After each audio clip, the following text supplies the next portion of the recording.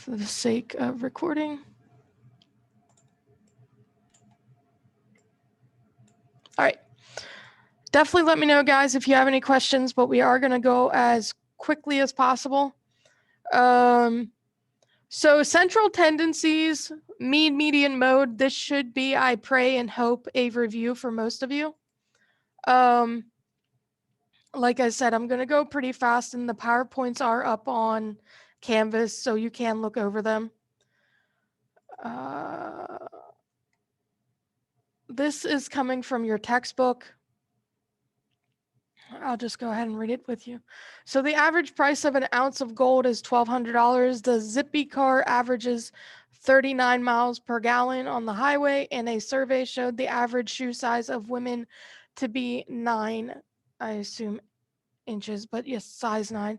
In addition, in each of the preceding statements, one number is used to describe the entire sample or population. Such a number is called an average.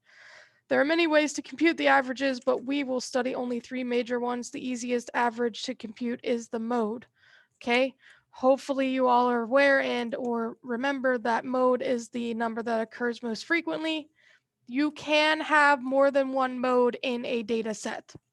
Okay, so if you get a problem and you have more than one mode, don't think that you did the problem wrong. You are fine.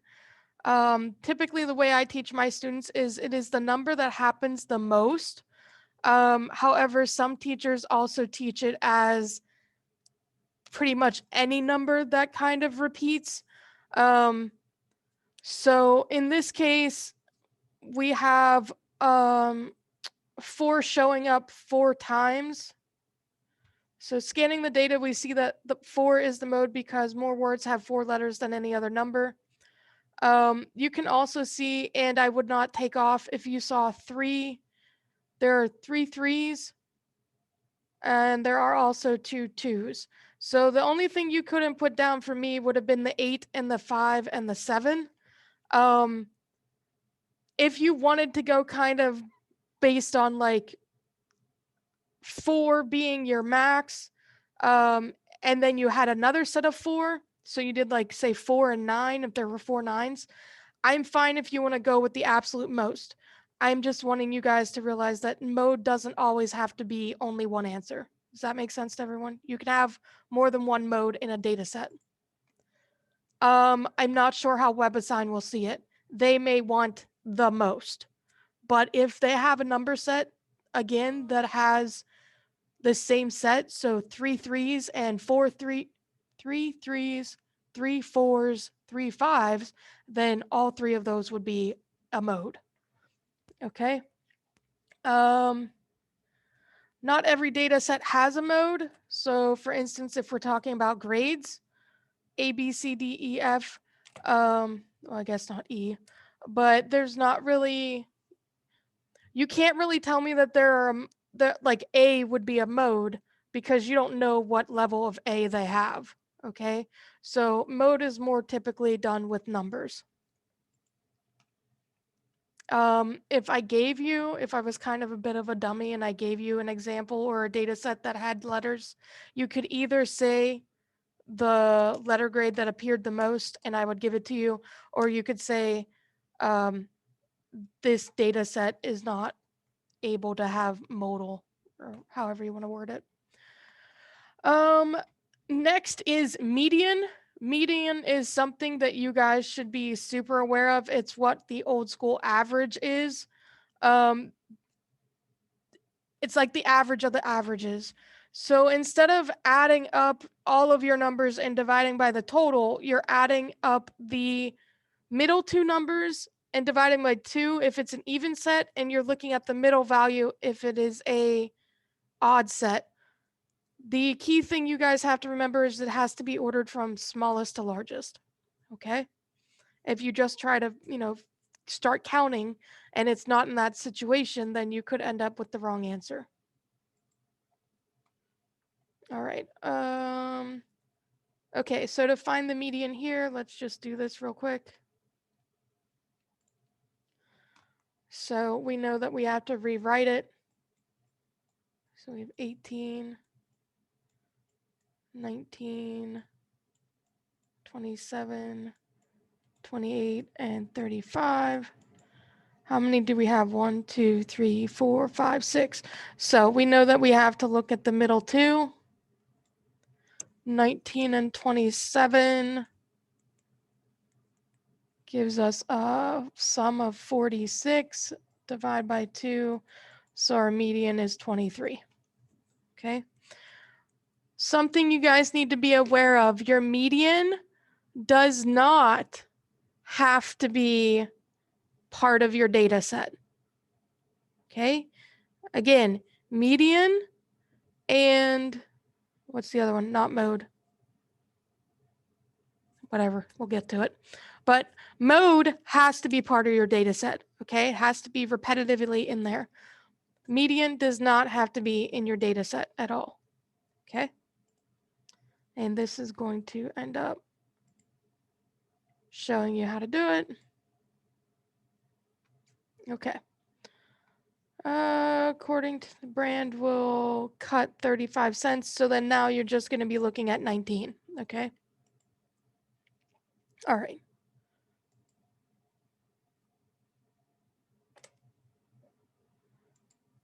All right. And like I said, for mean, which you guys can remember as the average, whichever way makes you remember it more. I don't know why there's this caution sign here.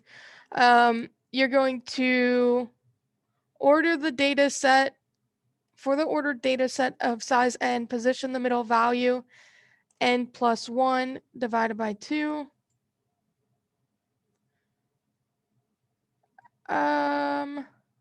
Okay, so yeah, we do actually have to look at that. So this is the way we're used to doing it. Sum of all entries divided by the number of the sum, right? So if we have 20 entries, we add them all up, divide by 20. This part here, this part here is talking about a different way of finding the median. So I guess if you don't know if your if your sample size is even or odd and you're not sure, then you can do it this way and it'll give you a close enough approximation. All right. Okay. Make sure you guys go through your PowerPoints and or your textbook, especially for chapter 3, because I'm trying to get through it as quickly as possible. All right. To graduate, Lydia needs at least a B in biology. She did not do very well on her first 3 tests. However, she did well on the last 4. Here are her scores. Compute the mean and determine if Lydia's grade will be an 80 to an 89 or a C, 70 to a 79. I can tell you right now that this was definitely a high school biology because we wouldn't have this many tests in a college course. So what do you guys think we have to do here? What's your first step going to be? You don't have to worry about the order.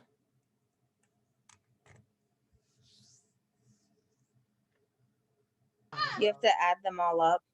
Bingo. Add them all up. So if we take 58 plus 67 plus 60 plus 84, which by the way, I feel like an 84 is perfectly fine score. Okay, so we get a sum, which in this case, I'll write it as that. Sum of scores equals 560. Okay, now that we have 560, what do you guys think we should do? Divided by 7 because there's 7 scores. Yes. Okay, so when we divide by 7, we actually do get an 80, so she passes. Not that a C wouldn't, but okay. Where's my clear button? Okay. Again, this is just going to show you how to do it. All right. When we compute the mean, we sum the given data. There's a convenient notation. I literally just showed you that. Hey, look at me finding ways to do this a little quicker. All right. This symbol is the summation symbol. It is the capital sigma from the Greek alphabet. You can also see sample distribution. We'll use something called an X bar. And then the mean is typically represented for entire population as the Greek letter mu. Those of you in any way, shape, or form knowing of Pokemon will always know how to pronounce that. But it looks kind of like a U with like a little bit of a lazy loop on the end. The first loop, I don't know.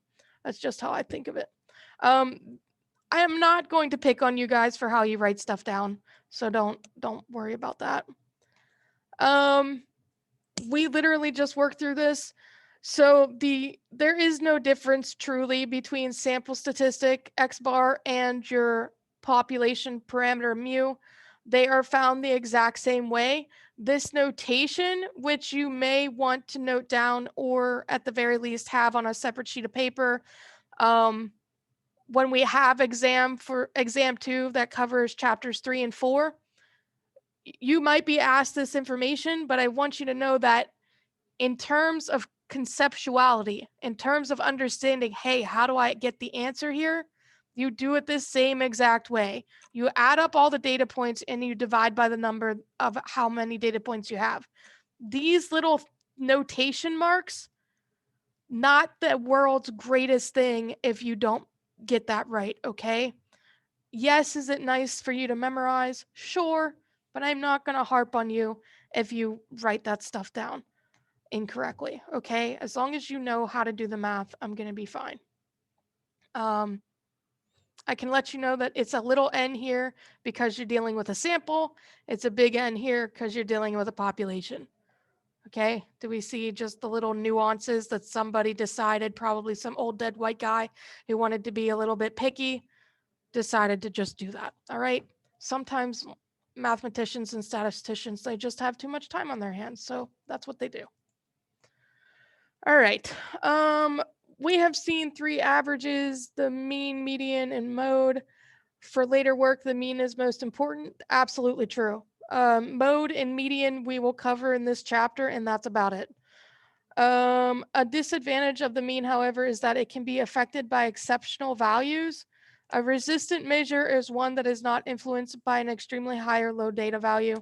The mean is not a resistant value because we can make the mean as large as we want by changing the size of only one data value. So because it's a summation, literally anything you throw in can affect the mean, okay? Things that wouldn't be affected by the mean or wouldn't be affected by a data point would be the mode, all right? The mode is only going to change if you, I don't know, spam the data set with a whole bunch of ones, all right? The median, on the other hand, is more resistant. However, a disadvantage to the median is it is not sensitive to the specific size of a data value. A measure of a center that is more resistant than the mean but still sensitive to specific data values is called the trimmed mean. A trimmed mean is the mean of the data values left after trimming a specified, wow, this slide hates me, percentage of the smallest and largest data values from the data set. Okay. So I don't know if you guys have ever heard it. I think it happens sometimes in sports, but they'll say something called trimming the fat. It's basically trying to get rid of like your people that are just kind of along for the ride and don't really help the situation. So that's pretty much what that part means. All right. Okay. This is giving you an example of how to trim the mean or trim the fat. I probably will call it trim the fat the whole time. You want to order the data points again, smallest to largest. So let me just throw this out there. As soon as you see a data set, unless it's like, I don't know, probably 30 points or more, you want to arrange it smallest to largest, and that's if it's by hand. If you're going to use Excel or Google Sheets, which I will try my hardest to help you guys kind of find advantageous ways to use Google Sheets. We just kind of got a little bit hit with the snow last week, so I feel kind of rushed. I will show you guys how to use that and make sure it's on a day that everybody's here. And then you guys can use Google Sheets. You can use Google Sheets now if you know how to use them. I just want you to use them correctly. Google Sheets can help you order smallest to largest. You literally type in your data, you highlight it, and then you select order, least to greatest. You want to delete the bottom 5% and the top 5%. Note, if the calculation of 5% of the data values does not produce a whole number, round to the nearest integer. Compute the mean of the remaining 90% of data. So that's literally how you would do something if it asked you to trim the mean. You have to do it the same on top and bottom. So do you see how it says usually a 5% trim? 10% would mean you would have 10% on the top and 10% on the bottom. Okay, we don't divide it up. In general, when a data distribution is mound-shaped symmetrical, the values of the mean, median, and mode are almost the same or are the same. Skewed to the left, the mean is less than the median and the median is less than the mode. And skewed to the right, the mode is the smallest value, the median is the next largest, and the mean is the largest. I will give you guys like 30-ish seconds if you want to write that down, because it's a very, very, very important slide. And I need to pause to get a drink, so.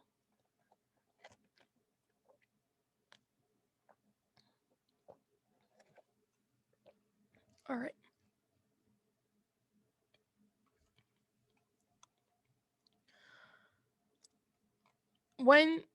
I don't know if we will cover it by ourselves, or I definitely know it is on your review for exam 2.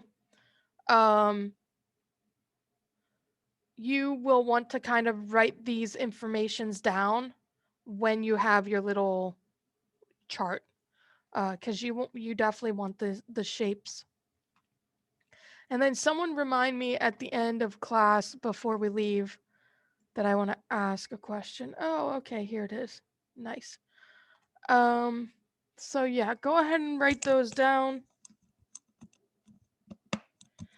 Now this can be the shapes of any kind of graph. They just happen to be showing you a bar or a histogram. But almost any visual representation can have a shape to it.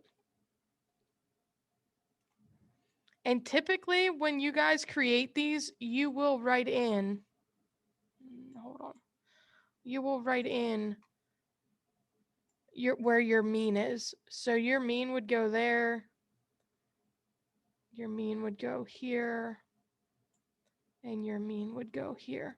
You would actually write in that symbol, okay? Don't really ask me why. I think it's just a way to keep things kind of organized so that if you gave people nothing else, they could see where your mean was, okay? And typically you not only just identify the mean, you'll actually say mean equals, and you'll tell people what it equals. All right.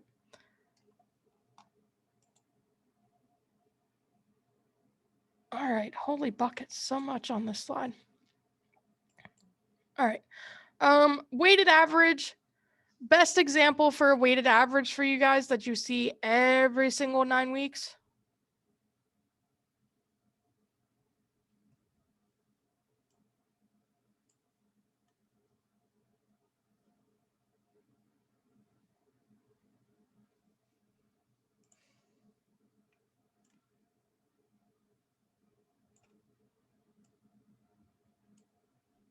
What's it gonna be? I know you guys know it.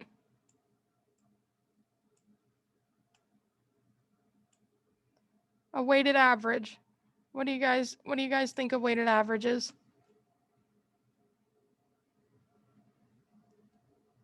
Okay. A weighted average is going to be how someone calculates your grades. Okay. So homework is going to be, and this always comes out wrong, but homework is going to be worth space less, not worthless, worth less than quizzes, which are worth less than exams. Okay. You can see that on your syllabus every single time you look at a course, you have a weighted average, right? To figure out the weighted average, you take the sum of each point times the weight and divide it by the weight. You guys do not really have to know how to find a weighted average. The only time it'd be advantageous for you to know it, other than a problem for this course, would be like if you have a professor who maybe doesn't grade their exams or quizzes kind of as quickly as you would like, then you would kind of try to figure out, okay, here's what I have for my homework. That's how, this much of my weighted grade. If I get this on my quiz, then that'll be this. I don't know. I always played the what if game in high school, which is probably why I had so much anxiety and stress. But this is how you use this information.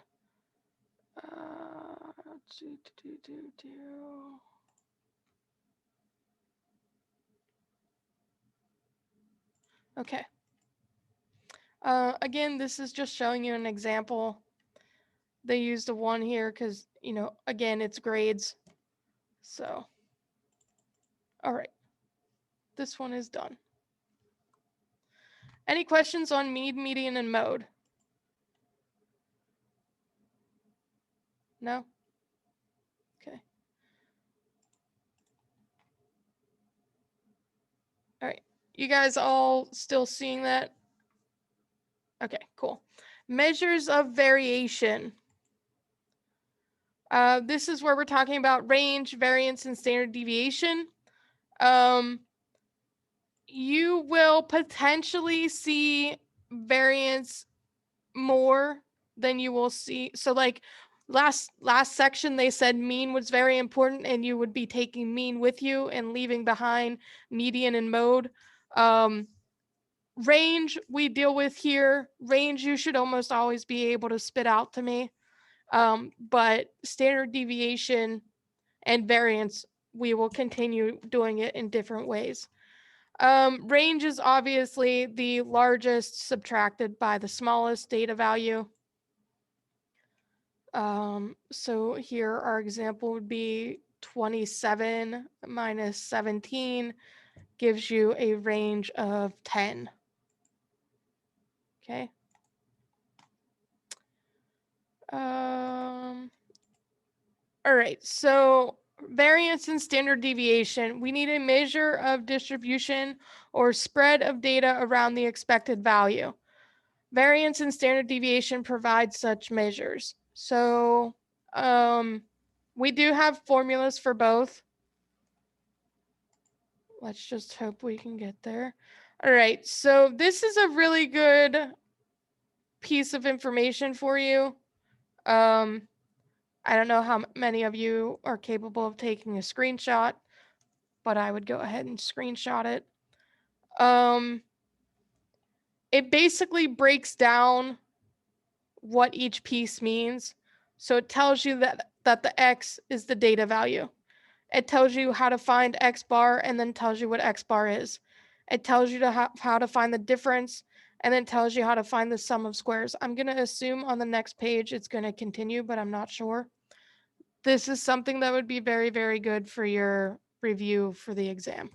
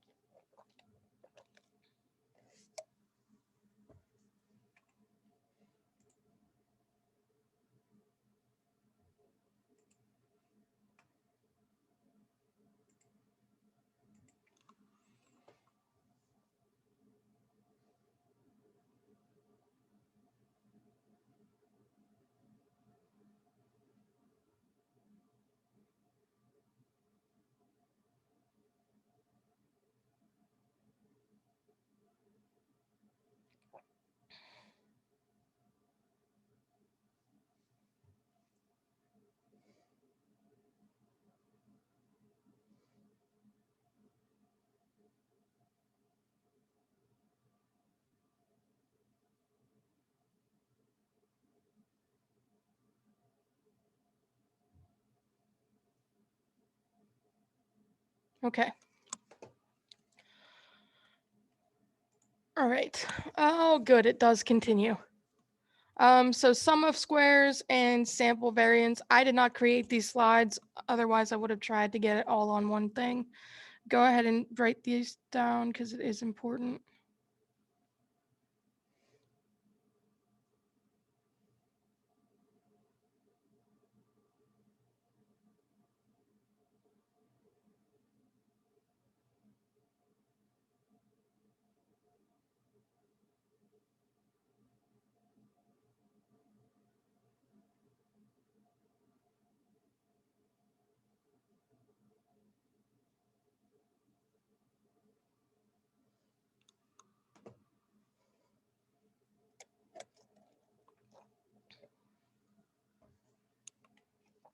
Okay.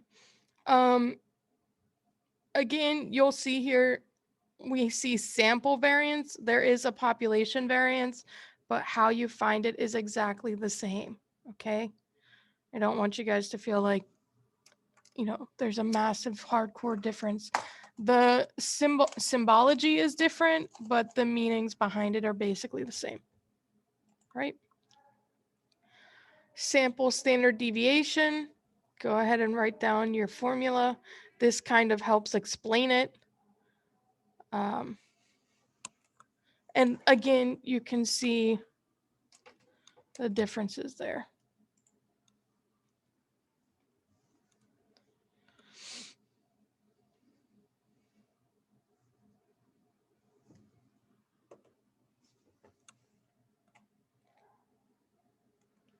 Okay.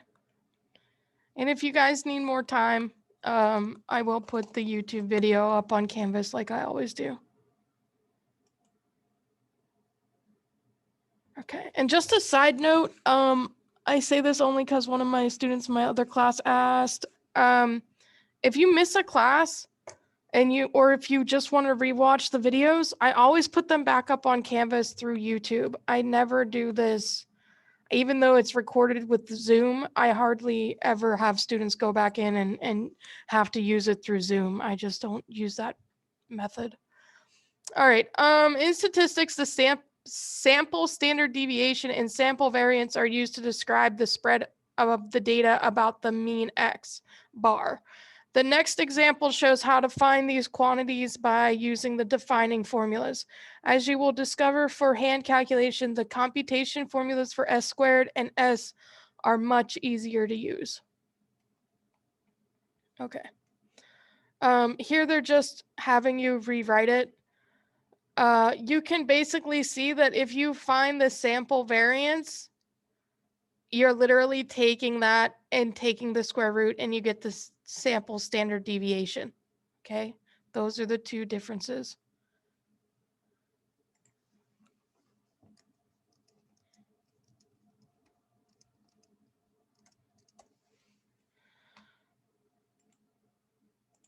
All right. Oftentimes, if they give me a sample standard deviation, so if they give me S and then they want sample variance, all you have to do is square it. All right. You don't have to go through and try to figure out some other way of finding it. Just square it. Or vice versa. If they give you S squared or they say your sample variance is blank, take the square root of it and you have the standard deviation. Okay. All right. Sample statistic. Is this literally the same thing? All right. I have no idea. Oh, wait. There's something very small.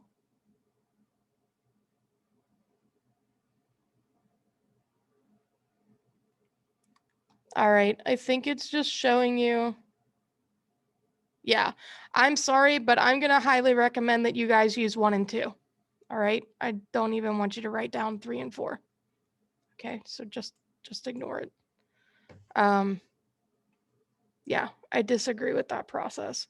It will get you the same answer, but it's just confusing. Just memorize 2 of them and deal with it that way.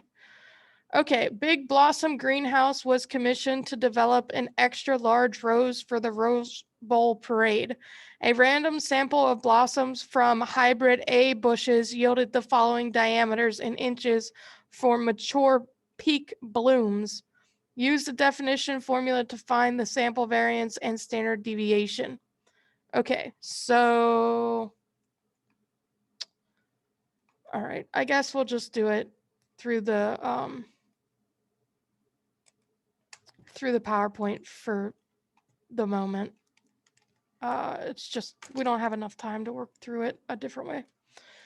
Okay, so do you guys kind of see how they set themselves up a nice little table here? That is exactly how you should set up the same exact way. Column 1 has your X's, and then here down at the bottom, they do the summation. Column 2 has your X minus your X bar. Your X bar is your mean. Okay, so you have to calculate that off to the side. And then they're doing the difference, all right? Column 3 is your summations of your difference. And then here, they're adding it up, okay?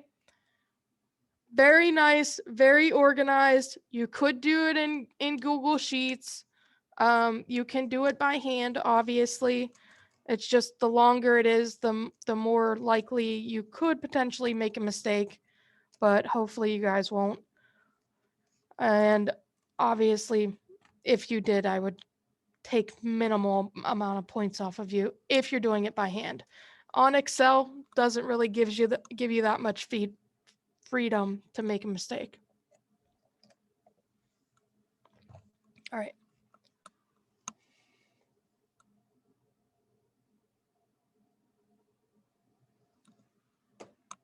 Okay. Any questions on this column idea or table idea? All right. Again, I'm really hoping that you guys have seen all this before and that this is just old hat. Okay.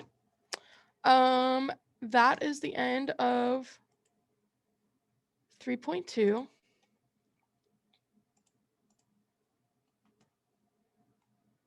right. Cool. Okay. Last section, feeling kind of good. I think we might be okay to get through this, and then we will have chapter 4 on Wednesday. Rockin'.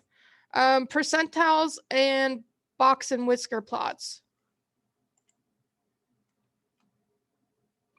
These percentiles, I'm pretty sure, are slightly different than the ones that were on your first exam.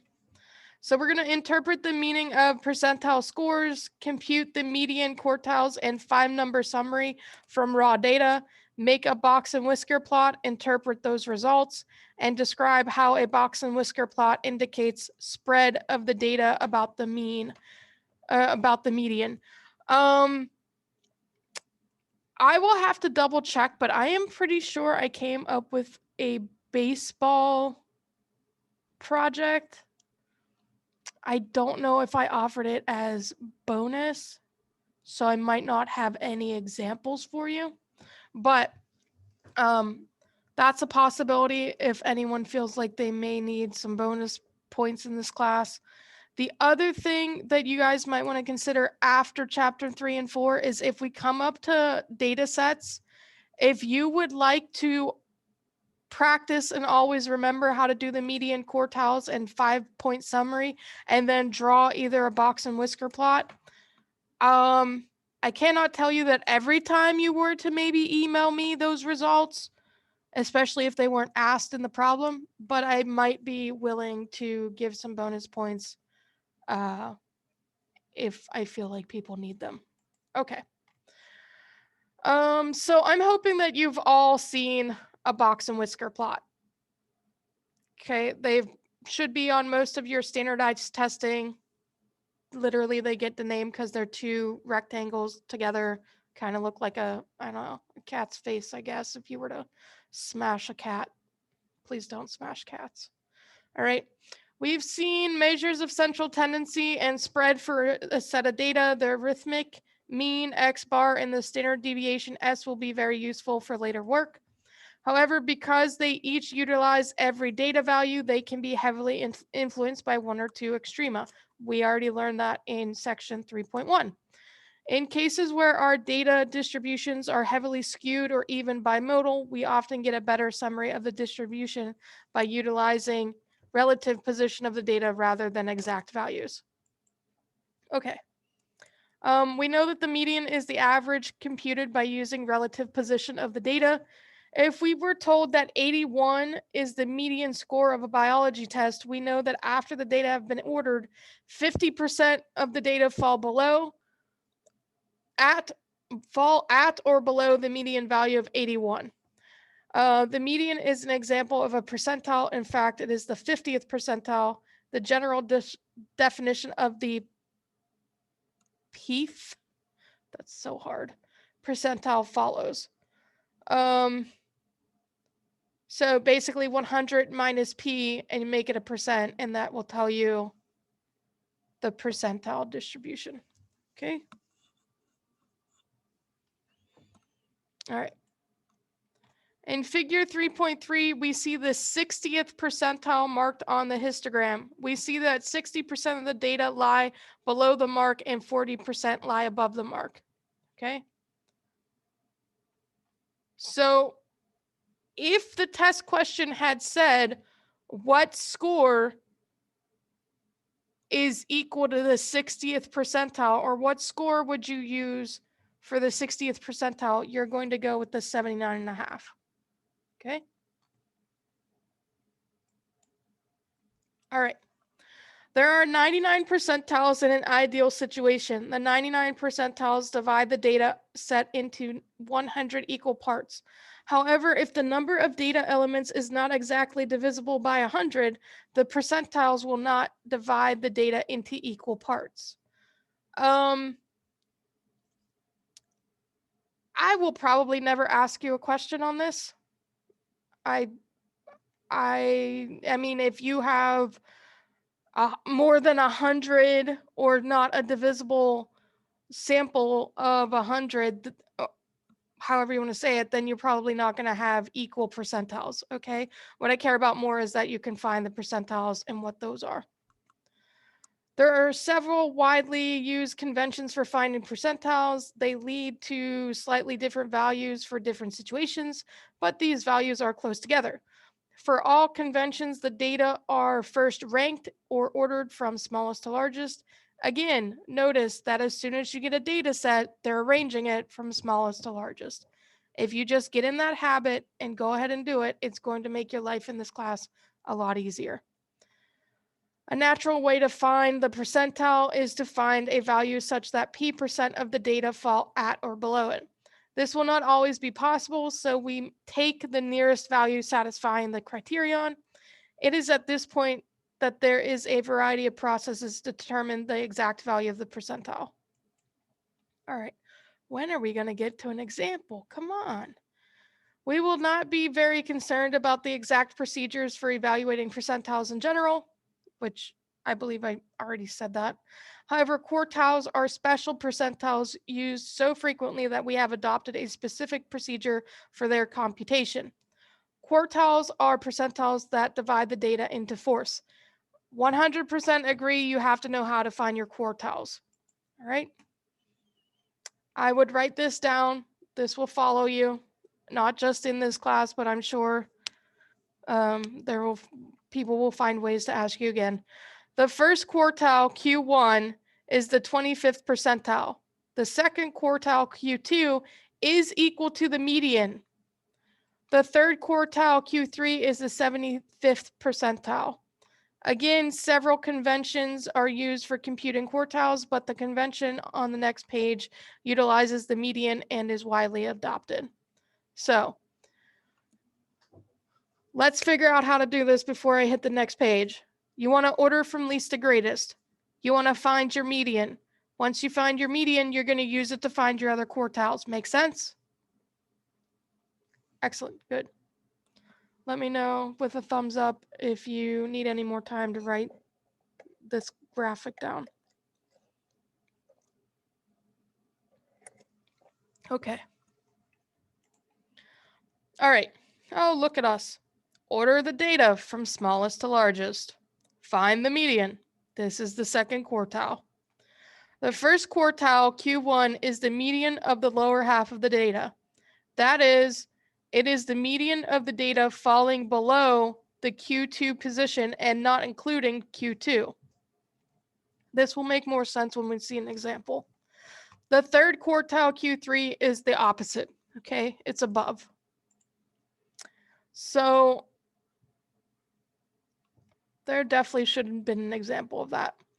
So basically what happens is your data is cut in half, all right? From the lower point to the median is now going to be basically like a new data set, okay? But you're not going to include the median. You will then find your new median, and that becomes Q1. You do the same thing for Q3.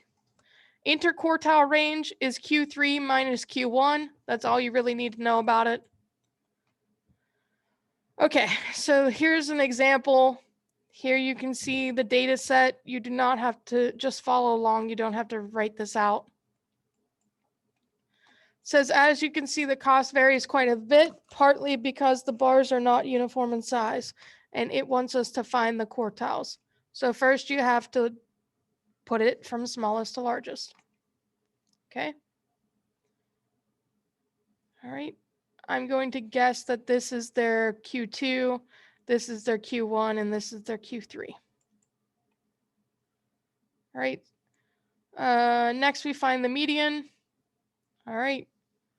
So since the number of data values is 27, then that's odd. So it's the 14th number, 0.5. All right. It is the middle or seventh value in the shaded, and it is shaded in 3.5, so 0.33. Okay. And then Q3 was 1.00. Q3 minus Q1, 0.67, 67 cents. All right, let me show you back to that. Okay, so if you figured out that you had 27 units here, then you just count, all right? You start slashing them away. Here's Q2. You do the same thing from here to find this one, all right? You start slashing. When you get to the middle, you'll get to 0.33. Same thing from here to here, start slashing, you get to 1.00. Okay, that is the actual physical slashing away. There is a formula as well, and I hope they're going to show you it. If they don't, I will have to find it for you. All right, I will have to find it for you, but I will just email it out to everyone. Unless I have time at the end. I might have time. The quartiles together with the low and high data values give us a very useful 5-number summary of the data of their spread. Lowest value, Q1, median, Q3, highest value. All right, so basically how you find your range, how you find your interquartile range, and your median. All right. Absolutely 100%. If you're giving me a box and whisker plot, I have to have your 5-point summary.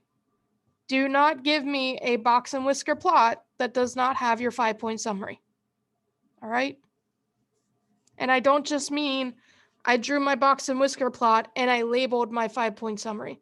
I actually want you to show me, here's my range. I get it by taking the highest minus the lowest. Here's my interquartile range, Q3 minus Q1. All right. I want to see it. All right. Here's your nice little procedure on how to make a box and whisker plot. The only thing they don't have here that I want you to show me are your actually how you find this information. All right. Again, and it's the same thing with the exam. If the exam only wants you to give a box and whisker plot, I want to see the 5-point summary written down and emailed to me.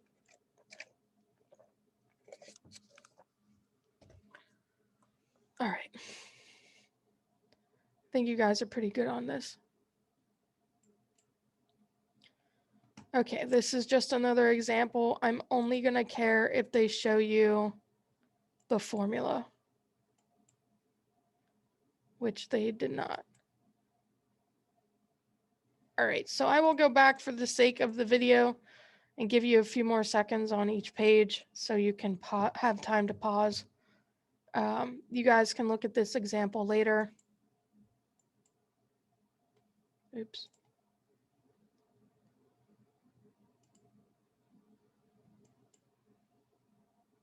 Again, I would want to see the whole 5-point summary. All right. Real quick before we pause or stop the recording. Formula for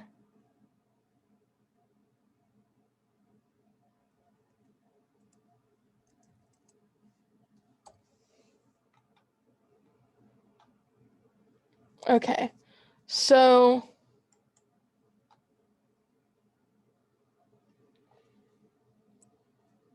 all right, this is a little bit more mathier than I was hoping for, but you should still be able to figure it out. So you take your N. So if there are 50 or 25 samples, 25 plus 1 divided by 4 gives you your Q1. 25 plus 1 times basically 1/2, but 2/4 gives you your Q2. Now, find the median the way you're used to finding it. Don't use it this way unless you really can't remember how to find median. And then Q3, here it is right here, N plus 1 times 3 and divided by 4. All right, I knew there was a more mathy way of doing it and not just counting. Okay. Here's the thing. Use this if you know the sample size, period. That's all you know. All right. If you're given a data set, you make sure that you count it out. Okay. Because just doing this is not, it's going to get you an idea, but it's not going to get you an exact. I just wanted you guys to have another option. Okay. All right.